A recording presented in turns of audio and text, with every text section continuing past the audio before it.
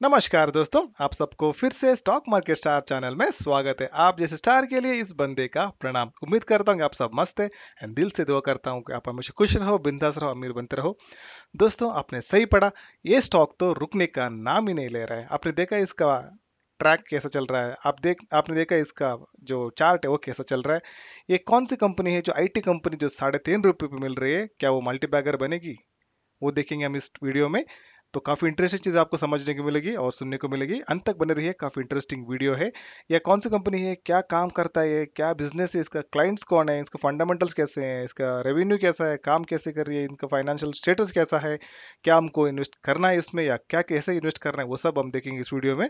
आपको एक अच्छा स्टॉक या बुरा स्टॉक जो भी है, आपको सुनने को समझने को इस स्टॉक में आपको वीडियो में मिलेगा। तो जरूर देखिए एंड बाद में हम लोग डिसाइड करेंगे क्या करना है। तो आइए, अगर आप पहली बार चैनल आ रहे हैं तो सब्सक्राइब जरूर कीजिए और अपने दोस्तों को भी इसके बारे में बताइए। एंड बेल बटन दबा के ऑल क्लिक करना हमेशा मत भूलिए।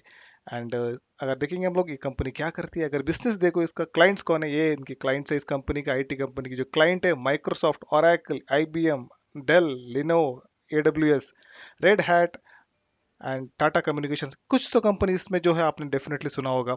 और ये सब इस कंपनी के क्लाइंट है और आपको ये मिल रहा है ₹3.5 के भाव पे। अभी आपको स्टॉक मिल रहा है, वो भी लगातार भागने के बाद। ओके, आपको इतना हाई प्राइस, स्लो लो प्राइस पे आपको दिखने को पेनी स्टॉक मिल रहा है। ये कंपनी का ये सब क्लाइंट्स है, इसके साथ ये काम करती है। तो कंपनी का बिजनेस क्या है, करता क्या है, वो भी हम देखेंगे। तो अगर देखोगे, इस कंपनी 24 साल का एक्सपीरियंस है, 24 ग्लोबल ऑफिस है, पूरा दुनिया में ये कंपनी फैली हुई है। 12 1,200 के प्लस कस्टमर्स, इनके 5,000 से प्लस इसके एम्प्लॉयज है। हेडक्वार्टर जो है मुंबई में बना हुआ है और अपने 1993 में ये कंपनी स्टार्ट हुई थी। Company has been committing driving business values to multiple industry verticals as BFSI presence. BFSI मतलब banking, financial services and insurance, है ना, आई। ये सेक्टर में ये कंपनी काम करती है।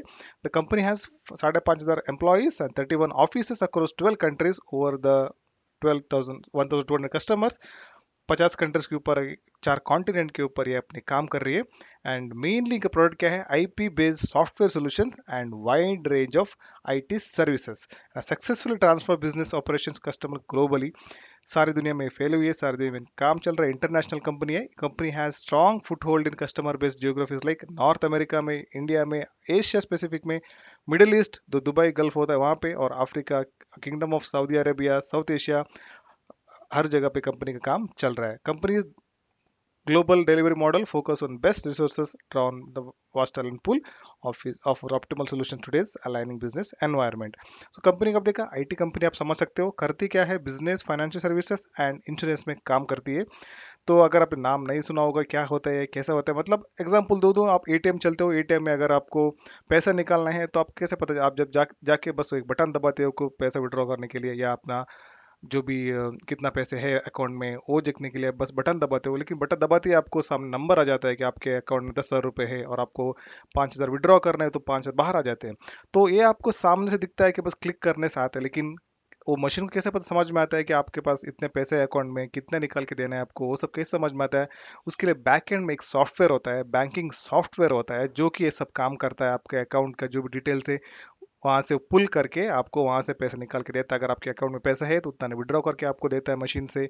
अगर आपके अकाउंट में पैसे नहीं है तो आपको वो नोट देगा कि अकाउंट में पैसे कम हैं या 500 के नोट ही बचे हैं एटीएम में। वो सब काम पीछे से बैक एंड में ये सब सॉफ्टवेयर करते हैं, बैंकिंग सॉफ्टवेयर, जो कि ऐसे काम करके आपको जो भी फ्रंट एंड में सामने से जो भी आपको दिखाना है वो दिखाते हैं। ठीक है, ये स्मॉल एग्जांपल है। ऐसे अलग अलग सॉफ्टवेयर है जो कि बैक एंड में काम करते हैं। तो ऐसे ऐसे बैंकिंग इंडस्ट्रीज में, फाइनेंशियल सर्विसेज में और इंश्योरेंस में ऐसे अलग अलग सॉफ्टवेयर से उसके लिए एक कंपनी जानी जाती है और उसका ये प्रोडक्ट है। ठीक है, तो आपने, अगर आपको गेस करना लगता है तो डेफिनेटली गेस कीजिए और नीचे कमेंट करके बताइए कौन सा कंपनी है। तो आगे मैं नेक्स्ट आपको वो बताने जाने वाला हूँ। तो चलिए देखते हैं।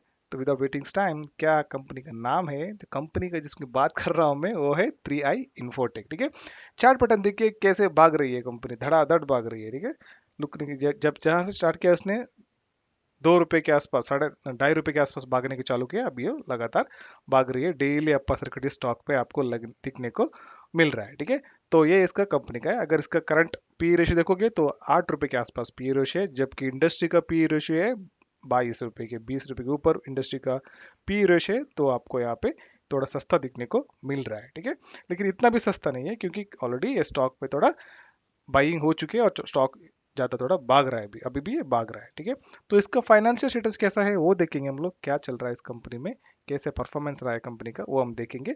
अगर वो नंबर्स देखोगे आपको समझ में आ जाएगा कि रेवेन्यू कंसिस्टेंटली कंपनी का जो है उतना नहीं है, काफ़ी मतलब डिसेंट आप बोल सकते हैं, डिसेंट से भी कम ही है, क्योंकि आप देख सकते हो रेवेन्यू इस आईटी कंपनी का थोड़ा 1000 के आसपास ही आपको दिखने को यहाँ पे मिल रहा है। तो लास्ट क्वार्टर में जो FY 2020 में थोड़ा बड़ा है पिछले सारे सालों से, ठीक है। एंड जो price sorry profit before tax और प्रॉफिट आफ्टर टैक्स देखोगे तो इस बार FY 20 में 2020 में थोड़ा कंपनी ने अपना प्रॉफिट दिखाया, लॉस में नहीं कंपनी, डेफिनेटली प्रॉफिट में, लेकिन पिछले सालों से अगर देखोगे तो पिछले सालों से कंपनी ने नेगेटिव में थी, नेगेटिव से कंपनी अभी थोड़ा प्रॉफिट में आके आपको यहाँ पे दिख रहा है, अभी कंपनी 81 करोड़ का प्रॉफिट आपको यहाँ पे दिखा रहा है, ठीक है। एंड नेट इनकम आप देख रहे हो यहाँ पे ऐसा है, एंड ईपीएस भी कंसिस्टेंटली उसी के आसपास ही भटक रहा है, ठीक है। ये हो गया इस कंपनी का जो फाइनेंशियल इनकम के इनकम हो देखा, प्रॉफिट अभी देखा 81 करोड़ का कंपनी के पास प्रॉफिट अभी आपको दिखने को मिल रहा है, ठीक है। एंड बैलेंस शीट देखेंगे तो बैलेंस शीट में कैसा है, बैलेंस शीट देखोगे करंट एसेट्स कंपनी के लगातार बढ़ रहे हैं, स्मॉल से लगातार थोड़ा इंप्रूव हो रहे हैं, एंड करंट एसेट्स भी आप देख रहे हो इंप्रूव हो रहे हैं, एंड लायबिलिटीज भी कंपनी की थोड़ी है, यही एक कंपनी का मेन प्रॉब्लम है। आप देख सकते हो कंपनी के पास कर्जा ज़्यादा है, इतना अच्छे क्लाइंट से, इतना अच्छे प्रोडक्ट से, फिर भी कंपनी के पास काफ़ी कर्जा है, वो एक नेगेटिव पॉइंट इस कंपनी के लिए आपको दिखने को यहाँ पे मिल रहा है, ठीक है। एंड टोटल लायबिलिटी देखेंगे तो लगभग 700 लगभग 800 करोड़ का लायबिलिटी कंपनी के आसपास आपको दिखने को मिल रहा है। लगभग जहाँ की इनकम आपने देखा, इनकम कितना था इस कंपनी का, सो इनकम देख सकते हो लगभग 1,200 समझिए। एंड अगर बैलेंस शीट देखोगे तो कंपनी के पास लायबिलिटीज कितने हैं, लगभग टोटल लाइबिलिटी आठ कहाँ गया या लगभग टोटल लाइबिलिटी आप देख सकते हो लगभग 800 करोड़ की लाइबिलिटी कंपनी के पास है, वो एक बुरी चीज़ इस कंपनी में आपको दिखने को यहाँ पे मिल रहा है, ठीक है। एंड कैश फ्लो देखेंगे, कैश फ्लो कैसा है कंपनी का, कैश फ्लो भी पहले नेगेटिव में था, अभी थोड़ा इंप्रूव हो रहा है, लेकिन उतना स्ट्रॉन्ग कैश फ्लो भी नहीं है, लेकिन पॉजिटिव में है, वो एक अच्छी बात है, ठीक है। तो होल्डिंग देखेंगे, होल्डिंग कैसा है इस कंपनी में, आपको उसके बाद और फंडामेंटल पैरामीटर भी दिखाऊंगा। होल्डिंग देखेंगे तो होल्डिंग यहाँ पे प्रोमोटर होल्डिंग कंप्लीटली जीरो है, और जो भी अकाउंट जो भी पैसे हैं वो सब पड़े हैं डोमेस्टिक इंस्टीट्यूशन इन्वेस्टर्स के पास, और हमारे हमारे पास जो भी रिटेल इन्वेस्टर्स है और ऑपरेटर जो भी बोल सकते हैं उनके पास बाकी के सारे जो स्टॉक्स है वो पड़े हैं, लेकिन कोई स्टॉक जो है प्लेज नहीं हुआ है, क्योंकि प्रोमोटर के पास कोई स्टॉक ही नहीं है, उनका कोई स्टेक इस कंपनी में नहीं है।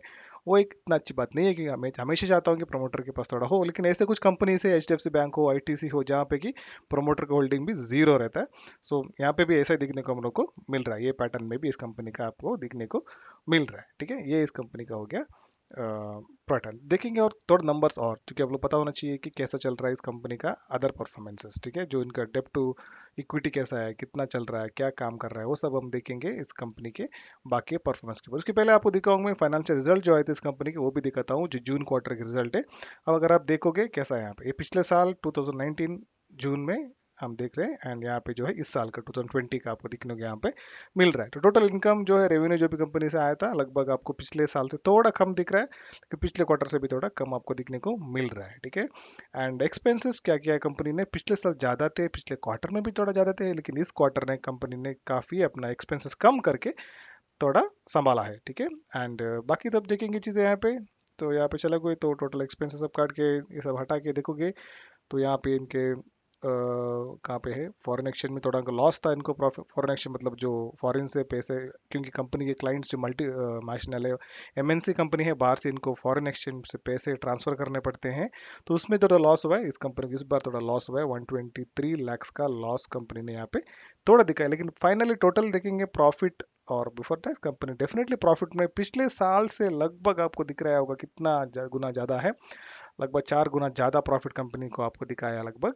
And finally profit loss for the period जो जून क्वार्टर में एंड हुआ था, वो अगर देखोगे तो 1049 कंपनी ने दिखाया, जो कि पिछले साल 137 लैक्स का था। पिछले क्वार्टर में थोड़ा अच्छा था, 2482 था, लेकिन फिर भी पिछले साल से कंपेयर करोगे तो कंपनी ने 1049 लैक्स का जो है प्रॉफिट कंपनी दिखाया है। कंपनी लॉस में डेफिनेटली नहीं है, लेकिन थोड़ा लॉस कम है, सॉरी थोड़ा थोड़ा प्रॉफिट कम है पिछले क्वार्टर से, लेकिन पिछले साल से बेहतरीन परफॉर्मेंस आपको दिखने को यहाँ पे मिल रहा है, ठीक है। एंड ठीक है। वो उसके बाद देखेंगे तो ईपीएस भी कंसिस्टेंटली आपको पिछले साल से भी काफी इंप्रूवमेंट, यही रीजन है कंपनी लगातार रिजल्ट आने के बाद भाग रही है। 2-3 हफ्ते के पहले इसका रिजल्ट आ गया और वहां से जब से न्यूज आया कि रिजल्ट इसका इतना है, वहां से स्टॉक कंटिन्यूअसली अपर सर्किट लगा रहा है और वहां से स्टॉक के काफी तेज है, रॉकेट के जैसे आपको इसका स्ट्रक्चर देखने को मिल रहा है। वो हो गया इस कंपनी का जो है। सो आपके और दिखाऊं तो इस कंपनी के फिलहाल कैसे है, करंट प्राइस साढ़े तीन रुपए के आसपास है। इसका जो 52 हाई भी 3 रुपए के, 3.75 आसपास आपको 52 हाई भी देखने को मिल रहा है। डिविडेंड कंपनी में इतना नहीं मिलता है कुछ भी, डिविडेंड के लिए स्टॉक को नहीं खरीदना है। एंड रिटर्न इक्विटी देखोगे तो लगभग 12% का रिटर्न इक्विटी दे रहा है, डिसेंट है। एंड इसका जो पिछले कहाँ सॉरी 3 साल का रिटर्न इक्विटी भी 16% के आसपास देखने को मिल रहा है। वो अच्छा नंबर है, डिसेंट नंबर है, ठीक है। सेल्स ग्रोथ तो नहीं देखने को मिल रहा है 3 सालों से, लेकिन एक बुरी चीज में दिखने को मिल रही है कि डेप्ट टू इक्विटी जो है दो है, दो के ऊपर है। मैं हमेशा चाहता हूँ कि एक के नीचे हो जिनका डेप्ट टू इक्विटी, लेकिन यहाँ पे दो के आसपास है। वो एक नेगेटिव पॉइंट है इसमें, जैसे आपको मैंने बताया पिछले स्लाइड्स में, जहाँ पे कि इनका डेप्थ तो है ज़्यादा है, थोड़ा डेप्थ कम करना है इनको, उसके वजह से इस कंपनी में उतना परफॉर्मेंस पिछले सालों से कई सालों से उतना परफॉर्मेंस नहीं कर पा रही। क्योंकि जैसे मैंने बताया पिछले वीडियोस में भी, अगर कंपनी के पास डेप्थ रहता है तो कंपनी परफॉर्म नहीं कर पाती। जो भी इनका इनकम आता है, जो भी रेवेन्यू आता है, वो इनको डेप्थ पे करने में, लोन पे करने में, कर्जा पे करने में ही जाता है। वो एक बुरी चीज़ है। डेप्ट एक बुरी चीज़ है, लोन एक बुरी चीज़ है। आपको भी पता है अगर आप होम लोन लिया है तो कितना डेप्ट आपको, कितना लोन पे करना पड़ता है, कितना आपका सैलरी से कितना पैसा जाता है। सेम एग्जांपल यहाँ पे भी है, जितना आपको रेवेन्यू आता है, जितना आपको सैलरी आती है, उससे आप 30% 40% अगर लोन पे करने में जाओगे तो बाकी पैसे से कहाँ आप इन्वेस्ट करोगे, कहाँ आप ग्रो करोगे। वही प्रॉब्लम इस कंपनी में भी है, थोड़ा डेप्ट ज़्यादा है, इसके वजह से कंपनी में उतना परफॉर्मेंस आपको पिछले सालों से नहीं देखने को मिल रहा है। लेकिन अभी लगातार डेप्ट वो कम करने की कोशिश कर रहे हैं, तो आगे देखना पड़ेगा वो कैसे कम करेंगे, कैसे इसको मैनेज करेंगे, ठीक है। एंड बाकी अगर देखोगे तो प्राइस टू बुक वैल्यू 1.45 के आसपास आपको दिखने को यहाँ पे मिल रहा है, ठीक है। स्टॉक पी हमने देखा लगभग 8 रुपए के आसपास आपको है। एंड रिटर्न ऑन आरओसी भी 10.8% के आसपास आपको दिखने को मिल रहा है, ठीक है। अगर इसका ग्राफ देखोगे तो आप देख सकते हो ये 50 डेज डीएमए को काट के यहाँ से चलान मारना चालू किया है, और लेकिन देख सकते हो कैसे यहाँ से भाग रहा है, ये लगातार ऊपर है। और ये रुकने का अभी तो नाम ही नहीं ले रहा है। तो इस ऐसे स्टॉक में आपको यहाँ पे पैटर्न दिखने को मिल रहा है। तो रीसेंट न्यूज़ क्या है स्टॉक में वो भी आपको बताता हूँ। 3i infotech included in global banking platform deals survey in by independent research form. 3i infotech का एक फेमस जो प्रोडक्ट है उसका नाम है कैसल बोल के। अगर आप देखोगे यहाँ पे कैसल बोल के प्रोडक्ट है जो कि बैंकिंग सॉल्यूशंस प्रोवाइड करता है, बैंकिंग के लिए कुछ काम करता है। उस प्रोडक्ट को कंपनी का काफ़ी अच्छा नाम है, उनका फ्लैगशिप प्रोडक्ट बोल सकते हैं। एंड अगर देखोगे यहाँ पे 3i Infotech Limited information technology company committed to accelerate business transformation, recognise as a solid player and base and regional player in the combined new deals category respectively for its banking product Castle in the Forrester's Global Banking Platform Deal Survey 2020 में जो इस company का global banking एक group है वहाँ के जब सर्वे हुआ था, तो इस कंपनी के जो प्रोडक्ट कैसल बोल के है उसको सबसे अच्छा रेटिंग मिला है और जाना पहचाना हो चुका है। एक उनका जो प्रोडक्ट है काफ़ी फेमस है और काफ़ी कंपनी इस प्रोडक्ट को यूज़ करते हैं, इससे उनको अच्छा रेवेन्यू मिलता है, ठीक है। तो speaking to recognition, Padmanabh Iyer managing director of MD, जो इनके एमडी है अभी पद्मनाभ अय्यर जी है, जो 3i इन्फोटेक के। एंड उन्होंने बताया कि we will this recognition will reinforce our commitment और डिलीवरिंग नेक्स्ट जनरेशन प्रोडक्ट्स, और भी हम लोग को आगे परफॉर्म करने में ये हमको मदद करेगी बोल के इसके जो इंडिपेंडेंट इनके जो सीईओ है उन्होंने बताया है। कैसल क्या करता है, banking solution, end to end banking solution catering entire spectrum of banking. जो भी बैंक में जो भी होता है स्टार्टिंग से आपको समझिए अकाउंट ओपन करना, अकाउंट में लोड करना, अकाउंट का डिटेल्स लेना, वहाँ पे इनपुट आउटपुट करना, कितना पैसा डालना, सब चाहिए। वो ट्रेड फाइनेंस है, रिस्क मैनेजमेंट, जो भी इनको एनालिसिस करने, सब कुछ इस कैसल प्रोडक्ट में वो लोग करते हैं। वो कि इससे वो काफ़ी फेमस है और काफ़ी कंपनी इसको यूज़ करते हैं, उससे उनका अच्छा रेवेन्यू रिटर्न मिलते हैं, ठीक है। तो आपने देखा एक कंपनी में क्या चल रहा है और क्या करना है। तो अभी हम देखेंगे इस कंपनी में क्या करेंगे। तो अगर आप देखोगे इस कंपनी का परफॉर्मेंस, तो अपने 52 वीक्स के आसपास ये कंपनी ट्रेड कर रही है और लगातार अपने अपर सर्किट ये कंपनी लगा रही है। तो आपको क्या लगता है इसका स्टॉक के बारे में, कंपनी के बारे में, नीचे कमेंट के जरूर बताएं। लेकिन आपको क्या करना है, इन्वेस्ट करना है कि नहीं, वो मैं बताऊं तो अगर आपको देखोगे इसका फंडामेंटल्स जो है उतना स्ट्रांग नहीं है, क्योंकि कंपनी के पास काफ़ी कर्जा है। एंड जो कैश फ्लो है उतना बढ़िया नहीं है, एंड जो उनके इनकम है वो आ रहे हैं लेकिन ज़्यादा नहीं आपको दिखने को मिल रहे हैं। तो कंपनी में अभी भी दम है, प्रोडक्ट अच्छे हैं इसके, इसके पार्टनर्स अच्छे हैं, इनके जो क्लाइंट्स है वो भी अच्छे हैं, वो भी आगे लगातार परफॉर्म कर रही है। एक ही नेगेटिव पॉइंट है कि इसमें डेप्ट है, डेप्ट की वजह से कंपनी थोड़ा परेशान है। ठीक है, अगर ये डेप्ट कम करती है तो कंपनी और अच्छे से परफॉर्म करके लगातार ऊपर जा सकती है। इस पे मैनेजमेंट को ध्यान देना होगा। अगर आपको इन्वेस्ट करना है तो इसमें ये पेनी स्टॉक है, पेनी स्टॉक की स्ट्रेटजी अप्लाई है। थोड़ा पैसे, अगर आप जो पैसे आप गंवाने से नहीं डरते हो, नहीं बुरा लगता है आपको, वही पैसे लगाए इसमें।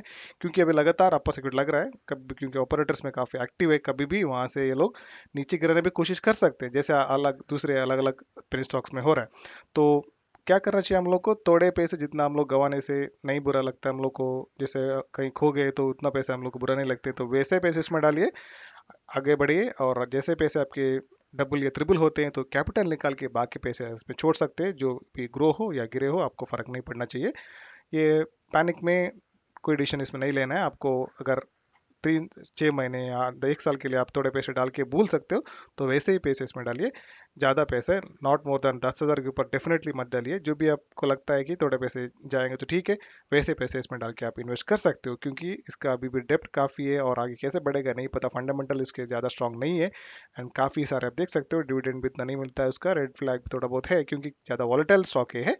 लेकिन उतना बुरा भी नहीं है क्योंकि क्लाइंट्स अच्छे हैं, प्रोडक्ट्स अच्छे हैं, कंपनी में दम है, काम अच्छा कर रहा है, आईटी कंपनी है।